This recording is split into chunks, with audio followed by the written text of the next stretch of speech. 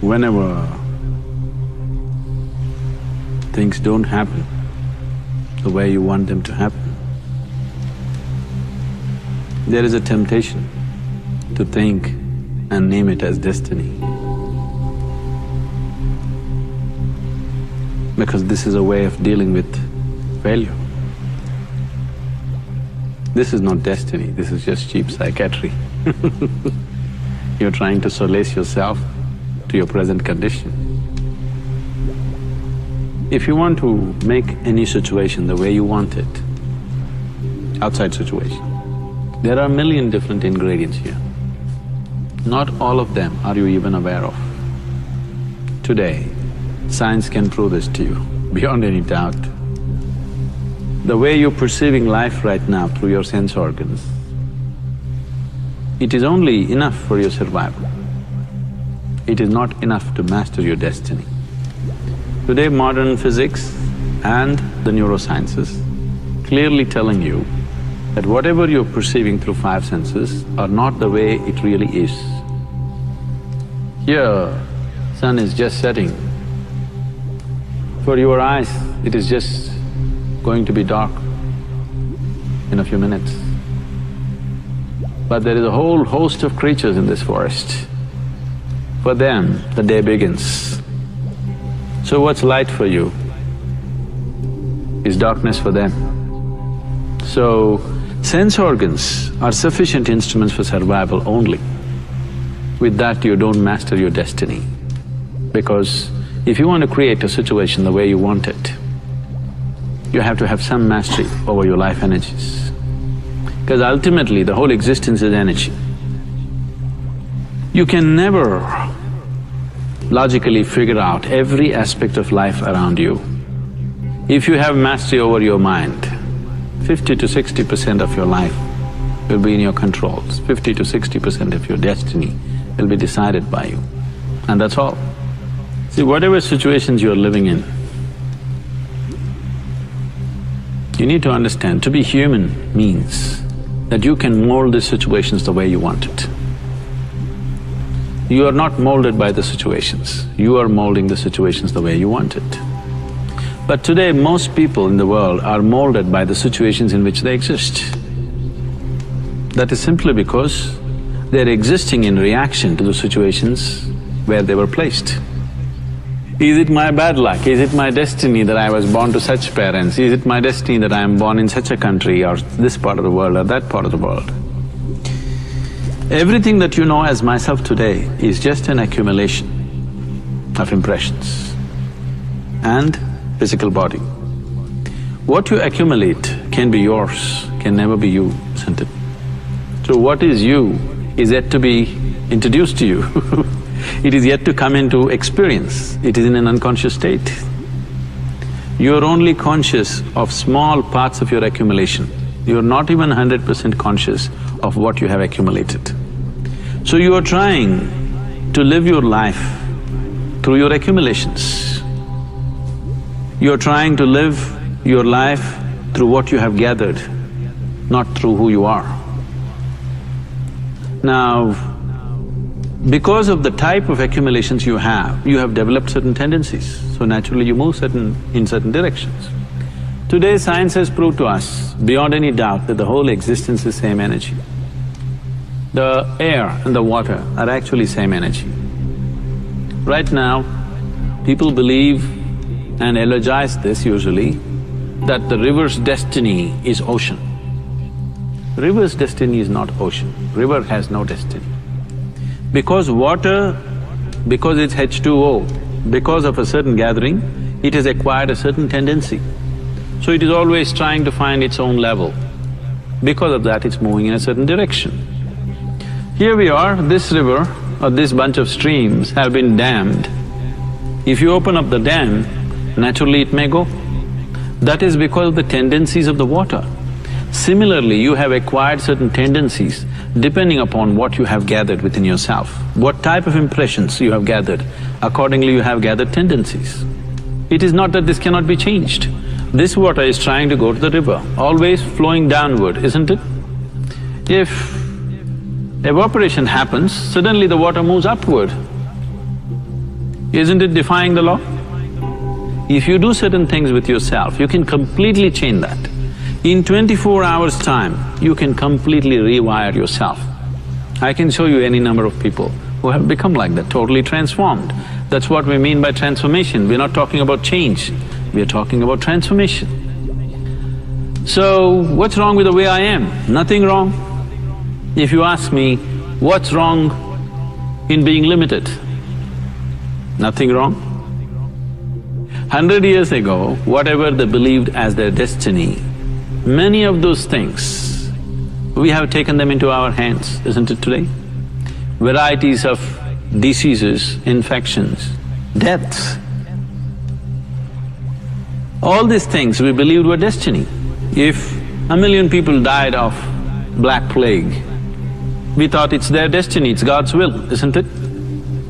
They even told you, your marriages were made in heaven. So many things you believed because that's what they told you, but many things that you thought was really destiny, out of control, determined by God or somebody else up there, today all those things are in your hands because we have taken charge of a few things. So what we call as technology today is just this, that within the laws of nature, everything that could be taken charge of, someday we will take charge of it on the outside. So when I say inner technology or inner engineering, that's all I'm saying. Everything that this life is naturally happening to a certain law. If you understand, if you perceive and if you know what is the nature of life within you, you can take charge of it completely the way it happens. If you take charge of your life completely the way it happens, your physical body, your mind, your emotion and the life energies, if you take charge of it, then would you let any unpleasantness happen to you?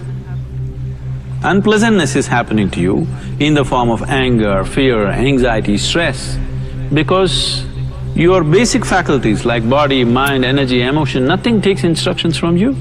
They're doing their own things as if they don't belong to you. They must be doing… Your mind and your body is here to serve the life within you. But right now, the life within you is enslaved to your mind and your body. This is a complete distortion of life, the way it should function. You're trying to handle life topsy-turvy, upside down. So no wonder so many things are out of control. Even if things are in control, you're still anxious every moment of your life, whether you're awake or asleep. Moments of sleep and moments of wakefulness. Everything that comes in contact with your five senses is recorded within you on many different levels. On the level of your mind, on the level of your body, on the level of your chemistry, on the level of your very energies, it is recorded. These are the backup systems so that you don't lose your software. This software is what traditionally people are referring to as karma. Karma means a certain accumulated mass of information which has now formed its own tendencies. Here in the East, in India, we refer to these tendencies as vasanas. What vasana means is, literally means smell. So what kind of garbage you have in your head, that's the kind of smell. Accordingly, things happen to you, that's the kind of life you attract towards yourself. That is the direction in which you go. So, this is accumulated impressions. It is a software that you wrote for yourself unconsciously. Whatever you can do unconsciously, you can also do it consciously, isn't it? So if you start writing a conscious software for yourself, definitely you would write a software of blissfulness and of liberation, not of bondage and misery. You would not cause any kind of misery to yourself consciously. So, essentially the problem is just that you're unconscious of many aspects of life within yourself. You're trying to conduct your life without understanding how this human mechanism functions, what it is about. It is just like you got into your car, you don't know what these three pedals are. In America you have only two, yeah? Okay. You don't know what these two pedals are. Whenever you feel like it, you kick any one of them. So you came floating on that cloud, you came home and people at home told you who you really are and it crashes. So your well-being is so fragile. Your sense of happiness, your peacefulness, everything is so fragile. People say, if you sit next to your still lake, you will become peaceful. The still lake doesn't know what is peace, I want you to know this. Peace, or there's too much talk about peace, is a concoction of disturbed minds.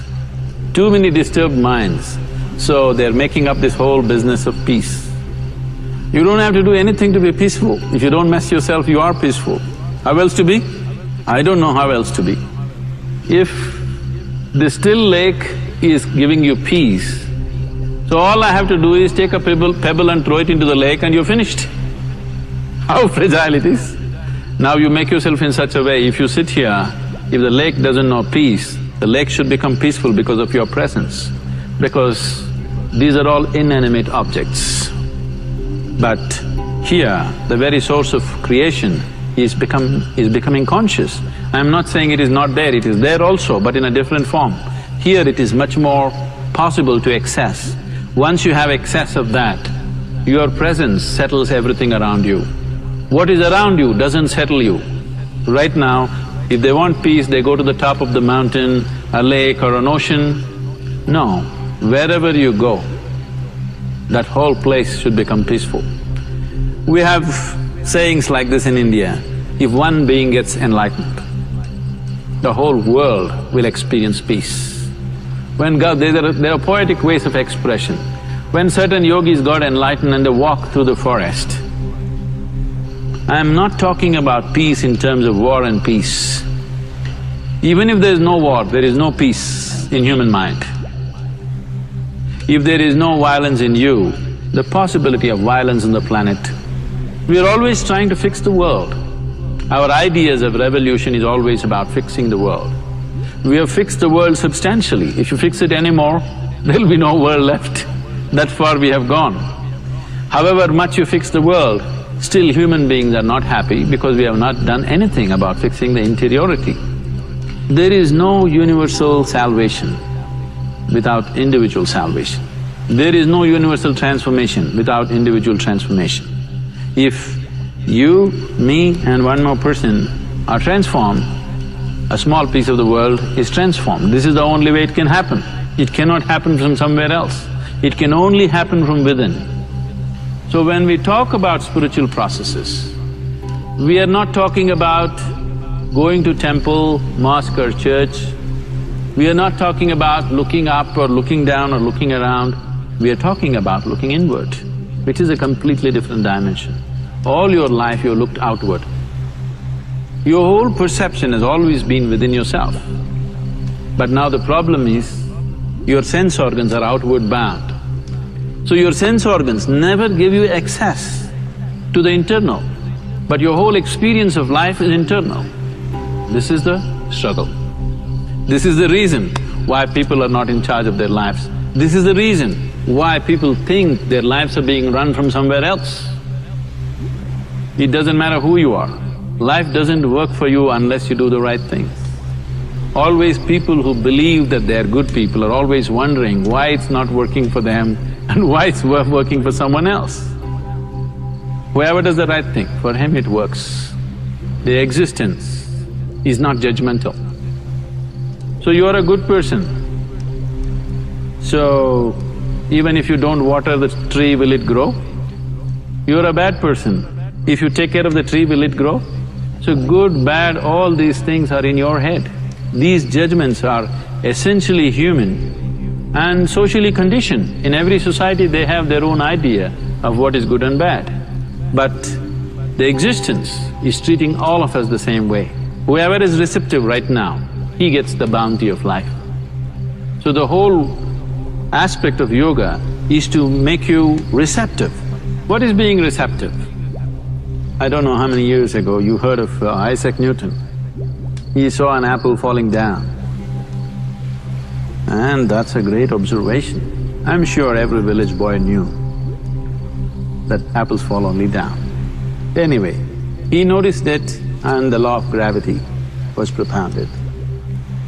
The apple fell down, that's true. He noticed that, wonderful. But he did not notice the whole big tree has grown up against the gravity. So, there is gravity and there is grace. You are only available to gravity as long as your experience of life is limited to the physicality of who you are. If your experience of life transcends the limitations of the physical, then you become available to grace. Suddenly you function like magic. Other people think you're magic, but you know, you're beginning to access and become available and become receptive to different dimension of life. And for everybody it is wide open right now. Nobody is better equipped than another person.